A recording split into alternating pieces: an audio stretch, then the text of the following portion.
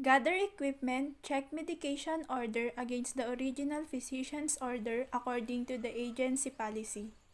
Clarify any inconsistencies, check the patient chart for allergies.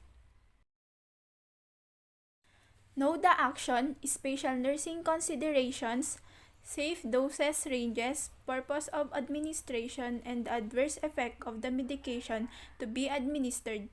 Consider the appropriateness of medication for the patient. Then perform hand hygiene. Move the medication cart to the outside of the patient room or prepare for medication in the medication area. Prepare medication for one patient at a time. Read the MAR or the medication administration record and select the proper medication from the patient's medication drawer or unit stock. Compare the label with MAR. Check the expiration date and perform calculations if necessary. If necessary, withdraw medication from an ampule or vial as described in the previous skill. When all medication for one have been prepared, recheck the label with the MAR before taking them to the patient.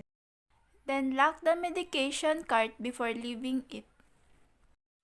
Transport medications to the patient bedside carefully and keep the medication in the site at all times. Ensure that the patients receive the medication at the correct time.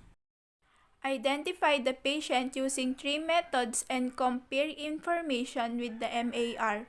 First, check the name and identification number on the patient identification band. Second, ask the patient to state his or her name. Then third, if the patient cannot identify him or herself, verify the patient identification with the staff member who knows the patient for the second source.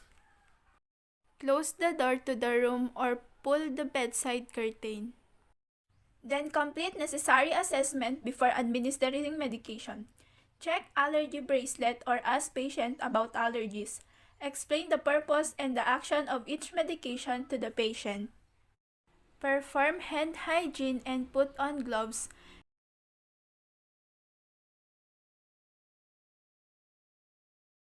Select an appropriate administration site. Assist the patient to the appropriate position for the site of chosen. Drape as needed to expose only the area of the site to be used. Then identify the appropriate landmarks for site of chosen. Clean the site with antimicrobial swab while wiping with a firm circular motion and moving outward from the injection site. Allow the skin to dry. Remove the needle cap with the non-dominant hand by pulling it straight off. Grasp and bunch the area surrounding the injection site or spread the skin taut at the site. Hold the syringe in the dominant hand between the thumb and forefinger. Inject the needle quickly at 45 to 90 degree angle. After the needle is in place, release the tissue. If you have a large skin fold, pitch up. Ensure that the needle stays in a place as the skin is released. Immediately remove your dominant hand to steady the lower end of the plunger. Avoid moving the syringe. Then inject the medication slowly at the rate of 10 seconds per milliliter. Withdraw the needle quickly at the same angle at which was inserted while supporting the surrounding tissue with your non-dominant hand. Using a gauze square, apply gently pressure to the site after the needle is withdrawn. Do not massage the site. Do not recap the used needle. Engage safety shields or needle guard. If present, discard the needle and syringe in an appropriate receptacle. Assist the patient to a position of comfort. Then remove gloves and dispose them properly. Then perform hand hygiene. Evaluate the response of the patient to the medication within an appropriate time frame for medication. Then document procedure to the patient's chart.